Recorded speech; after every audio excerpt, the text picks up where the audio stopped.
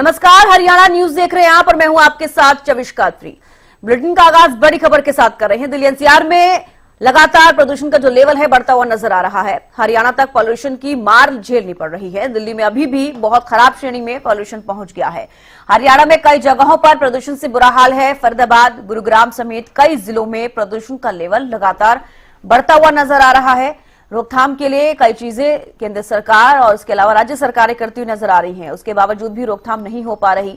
Grade 3, grade 4 लागू किया गया, ग्रेड 2 लागू किया गया, उसके बावजूद अभी तक भी रोकथाम नहीं हो पा रही है। प्रदूषण का लेवल जिसके तस बना हुआ है। ये तस्वीरें आप देखिए टीवी स्क्रीन पर। India Gate, Akshardham, Connaught Place, Sarita Vihar, Nehru Park की आप तस्वीरें देखिए और ये स्मॉग की जो परत है ये आप लगातार देख पा रहे होंगे।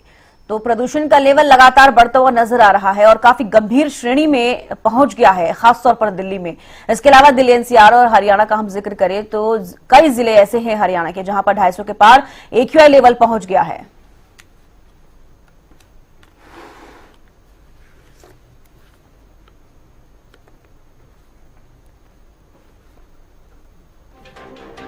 तो देखिए, कृष्ण जिंदल हमारे साथ कालावाली से लाइव जुड़ चुके हैं। इसके अलावा महेंद्र सिंह भी करनाल से हमारे साथ जुड़े हैं।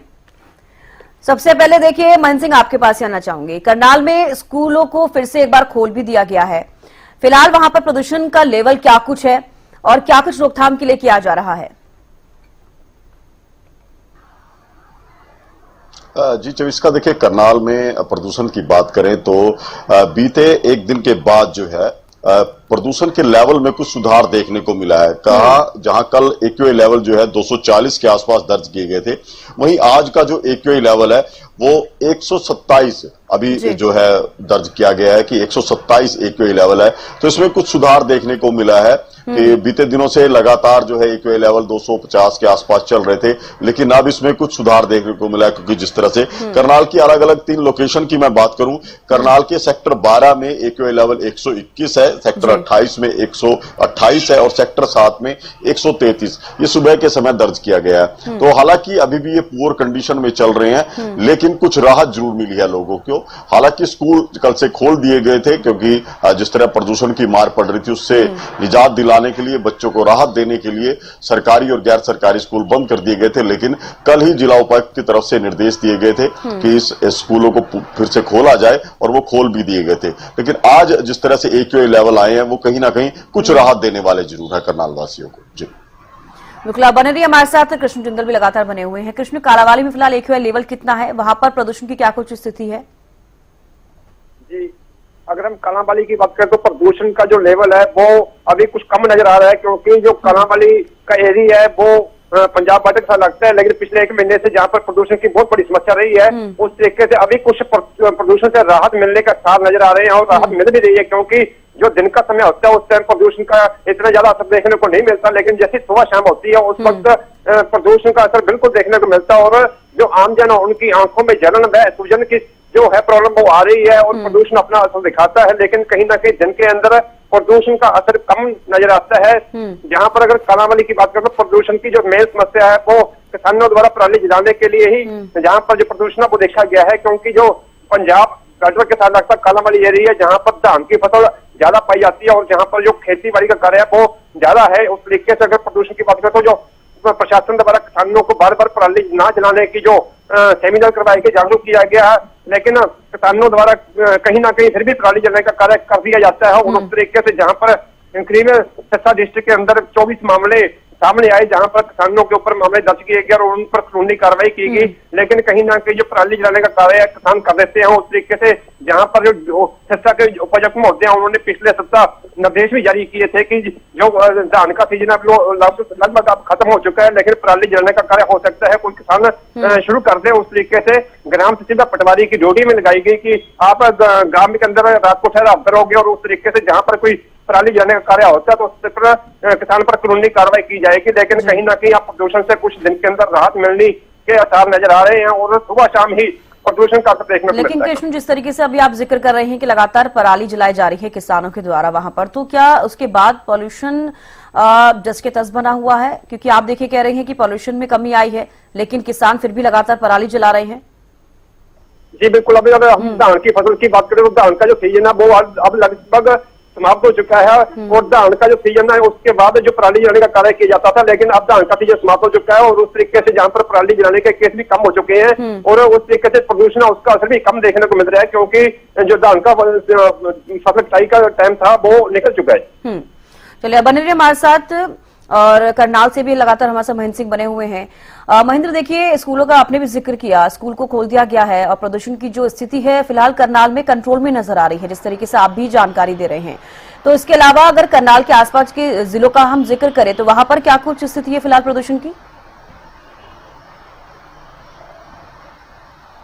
देखिए, करनाल के कई जिले अभी भी जो हैं वो प्रदूषण मानकों में जो है वो अनहेल्थी कंडीशन में है, क्योंकि वहां का जो AQI लेवल है 250 के आसपास, चाहे हम सोनीपत का जिक्र कर लें, चाहे हम रोहतक का जिक्र कर लें, NCR जो दिल्ली क्षेत्र से लगते हुए जिले हैं, फरीदाबाद का जिक्र कर ले, गुरुग्राम का जिक्र कर ले, यहाँ पर अभी भी AQI के जो लेवल है वो काफी गंभीर श्रेणी में है। वहां पर अभी प्रदूषण से उतनी राहत नहीं मिली है। हालांकि जिस तरह से स्कूल बंद किए गए थे उसके बाद ये कुछ बदलाव देखने को मिला, क्योंकि करनाल की बात करें तो जब प्राइवेट और सरकारी स्कूल बंद होते हैं तो बड़ी संख्या में सिर्फ छात्रों की छुट्टियां होती हैं, बल्कि जो व्हीकल जो बच्चों को लेकर आती हैं ट्रांसपोर्टेशन में, चाहे वो बसें हो चाहे वो दूसरे व्हीकल हो, वो बंद होते हैं और उसकी वजह से कहीं ना कहीं प्रदूषण का स्तर जो है कम होता है। क्योंकि करनाल की बात करें तो 1000 से 1500 बसें हैं सरकारी जो स्कूलों के लिए चलती है, स्कूल बसेज हैं प्राइवेट स्कूलों की, तो उनका संचालन बंद रहा है बीते 4-5 दिन। इसके अलावा जो टीचर्स जो स्टाफ जो अपनी गाड़ियां लेकर आता है स्कूल में, उनका संचालन बंद रहा है। तो एक मोटा अंदाजा लगाए तो हम करीब 3 से 3,500 गाड़ियां उनका संचालन बीते 4 से 5 दिनों बंद रहा है और उसी का प्रभाव देखने को मिला है कि AQI लेवल में ये सुधार देखने को मिला है कि AQI लेवल जो 250 के आसपास चल रहे थे वो अब 140 के करीब आए हैं। तो कहीं ना कहीं ये जो कदम उठाए गए थे सरकार की तरफ से, प्रशासन की तरफ से, उसका ये इफेक्ट देखने को मिला। चाहे हम ग्रैब 4 की बात करें, ग्रैब 4 में भी जिस तरह से नियम कड़े किए गए थे, कुछ लोगों को जुर्माना भी लगाया गया था, जो यूनिट नियमों का पालन नहीं कर रही थी उन पर भी सख्ती बरती गई थी। उसी का असर ही देखने को मिला है कि अब AQI लेवल में कुछ सुधार है। जी चलिए बने रहिए हमारे साथ। कृष्ण जिंदल, जिस तरीके से अभी आप भी जिक्र कर रहे थे प्रदूषण के लेवल में कहीं ना कहीं कमी आई है, कहीं ना कहीं ग्रेड 4 का हम जिक्र कर रहे हैं, तो कहीं पर उल्लंघन किया जा रहा है, कहीं पर लोग उसको फॉलो करते हुए नजर आ रहे हैं, लेकिन कालांवाली के जो आसपास के जिले हैं वहां की क्या कुछ स्थिति है फिलहाल प्रदूषण को लेकर? जो कालांवाली है वो पंजाब के साथ लगता है, उसके साथ जो सिस्टर डिस्ट्रिक्ट है वो आखिरी डिस्ट्रिक्ट है। उस तरीके से हम बात करें प्रदूषण की तो प्रशासन कहीं ना कहीं जो पुलिस प्रशासन है वो मेहनत कर रहा है, क्योंकि जो वाहन है वो वाहनों को चेकिंग कर रहा है, जिनके पास प्रदूषण नहीं उनके चालान काटे जा रहे हैं और जो प्रदूषण ज्यादा फैलाते हैं उनको अनफोर्ड भी किया जा रहा है, क्योंकि प्रदूषण की जो मार है वो पूरे हरियाणा के अंदर देखने को मिल रही है। उस तरीके से प्रदूषण पर कहीं ना कहीं अन्य विभागों की और अन्य प्रशासन के बाद जो पुलिस महकमा एक ऐसा विभाग है जो मतलब सख्त कार्रवाई करते हुए जो वाहन चालक है उनको जागरूक भी कर रहा है और उस तरीके से उनको जो जागरूक करने के बाद भी अपना प्रदूषण सर्टिफिकेट नहीं बना रहे या प्रदूषण का नियम तोड़ रहे हैं उन पर कानूनी कार्रवाई कर रहा है। और उस तरीके से प्रशासन ने कहीं ना कहीं जो सख्ती बरती हुई है। उस तरीके से नगर पालिका की बात करें तो नगर पालिका द्वारा जो कूड़े के ढेर हैं उस पर दिन के अंदर कूड़े के ढेर अक्सर देखने को मिलते हैं। जहां पर जाकर पंजाब बस स्टैंड की बात करें और पुराने बाजार की बात करें तो वहां पर बड़े कूड़े के डंप बने हुए हैं। कहीं ना कहीं प्रशासन जिस तरीके से सख्ती दिखा रहा है उसके बाद जो उल्लंघन कर रहे हैं कहीं ना कहीं वहां पर भी कमी आई है, लोग उल्लंघन भी कर रहे हैं तो कहीं पर इसको फॉलो भी किया जा रहा है। लगातार अलग अलग तस्वीरें सामने आती हैं, लेकिन प्रदूषण का लेवल खासतौर पर देखिए हरियाणा का जिक्र कर ले, दिल्ली का जिक्र कर ले, दिल्ली NCR का गंभीर श्रेणी में पहुंच गया है, इसमें कोई दो राय नहीं है। देखने वाली बात होगी कि कब तक केंद्र सरकार और राज्य सरकार की बातें लोग मानते हैं और प्रदूषण के लेवल में कमी होती है। आप दोनों का भी शुक्रिया हमारे साथ जुड़ने के लिए, तमाम जानकारी देने के लिए। तो देखिए प्रदूषण का स्तर लगातार बढ़ता हुआ नजर आ रहा है, लेकिन कुछ जगह ऐसी हैं जहां पर जब रोकथाम की जा रही है, ग्रेड 4 अगर फॉलो किया जा रहा है तो प्रदूषण के लेवल में कमी भी देखी जा रही है।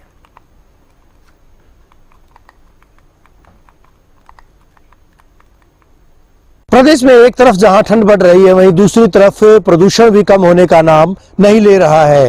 हालांकि अगर मामलों की बात करें विगत वर्ष की तुलना में पराली जलाने के मामलों में जरूर कमी दर्ज की गई थी, लेकिन जिस तरह से लगातार एयर क्वालिटी इंडेक्स बढ़ रहा है और भिवानी की ही बात करें 24 घंटे में एयर क्वालिटी इंडेक्स 70 पार कर गया था, यानी 70 पॉइंट बढ़ा था। पहले 24 घंटे पहले 196 एयर क्वालिटी इंडेक्स दर्ज किया गया था, उसके बाद 246 और उसके बाद 296 तक एयर क्वालिटी इंडेक्स बढ़ा था, जो कि अत्यंत पुअर कंडीशन में, अत्यंत अनहेल्दी कंडीशन में माना जा सकता है। हरियाणा के 11 शहरों में इस तरह की स्थिति, जहां एयर क्वालिटी इंडेक्स 200 से 300 के बीच था, जबकि 4 शहरों में एयर क्वालिटी इंडेक्स 300 के पार था, जिनमें गुरुग्राम और बहादुरगढ़ भी शुमार हैं। भिवानी का एयर क्वालिटी इंडेक्स भी 296 के करीब दर्ज किया गया था, जो कि अनहेल्दी कंडीशन में माना जाता है। मौसम की अगर बात करें, 2 दिन से तापमान में जरूर 1.5 डिग्री की बढ़ोतरी की गई थी, 1.5 पॉइंट तापमान बढ़ा था, लेकिन इस बीच अभी आज एक बार फिर से ठंड ने दस्तक दी है। और मौसम वैज्ञानिकों की माने तो 27 तारीख के बाद कहीं न कहीं मौसम में एक बार फिर से ठंडक और नमी देखी जाएगी, यानी 27 से 29 तक धुंध का ऑरेंज अलर्ट भी जारी किया गया है। कल भी धुंध थी, लेकिन 9 बजे के बाद मौसम जरूर खुला था, मगर इसके बावजूद कहीं न कहीं स्मॉग देखा गया था। बहरहाल इसी तरह का मौसम लगातार जारी है, प्रदूषण का जो प्रकोप है लगातार जारी है, लोगों को सांस लेने में दिक्कतें पेश आ रही हैं, आमजन परेशान है। कब निजात मिलेगी ये तो वक्त बताएगा, लेकिन लोगों को बारिश का इंतजार है। वीडियो जर्नलिस्ट सुमित अवस्थी के साथ रवि जांगड़ा, हरियाणा न्यूज। तो काफी लंबे अरसे के बाद हरियाणा के कई जिलों में एक्यूआई लेवल में गिरावट दर्ज की गई है, जो राहत का संकेत है। भिवानी समेत कई जिलों में अब स्कूल खुलने का रास्ता साफ हो गया है। Commission for air quality management की ओर से दी गई रिपोर्ट में हाइब्रिड आधार पर स्कूल खोलने के सुझाव दिए गए।